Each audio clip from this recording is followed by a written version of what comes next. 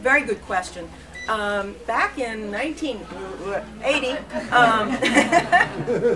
I attended Judy Chicago's dinner party, which, by the way, is in our own museum, and what is it, the Sackler Feminist Wing, I think it's called. Yes. So anybody can go and see it and be inspired the same way I was. And I saw it in Chicago. And I bought the catalog, and I was just reading through the catalog. And those of you who aren't familiar, this is a huge installation with 30 place, I think it's 30 or 33 place settings, 30 I think, place settings. And each of the place settings represents a woman or a goddess, you know, kind of stuff. And it goes through, you know, several generations. And Hypatia has her own plate. So she has her own plate, and her story was in this book. And I read her story, and yeah, it was rather brief. It just said, you know, she was a famous mathematician, philosopher. She believed in the goddesses, which, by the way, wasn't true. She believed in the goddesses, and because of that, she was murdered. Okay, and I went, oh my God, a woman believing in goddesses, and they murdered her for that? That's horrible. You know, I got to know more about this person.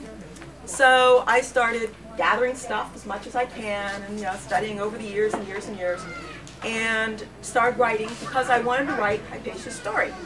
So I joined a writer's group, learned how to write, took classes, did all this sort of stuff. And there was just so much crap out there about Hypatia. I mean, like, you know, pick a group and they claimed her as their own martyr.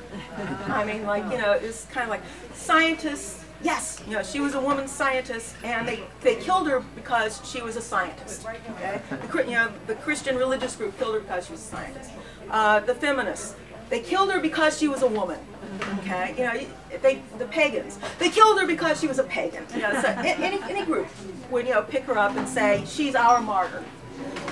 And you know, everybody's entitled to their own martyrs. There's a lot of stuff out there, and I was despairing, quite frankly, of ever trying to cut through all the BS, because it's difficult. I'm not a classic scholar. I couldn't read the stuff in the original, and the very little bit we had was so there was just like so many different interpretations of it. And in 1995, Professor Zelska came out with this thin little book, Harvard Press, and I read through it. And the first part of the book, she actually goes through like all the literary stuff. Like, you know, how did Hypatia show up in literature, plays, poems, stuff like that? And I went, yes, that's all the crap I've been reading. And then she spends the next couple chapters telling us what we do know about her, what we might surmise about her based on evidence and whatever. So the story that she tells in this nonfiction book is the story I tell in my fiction one.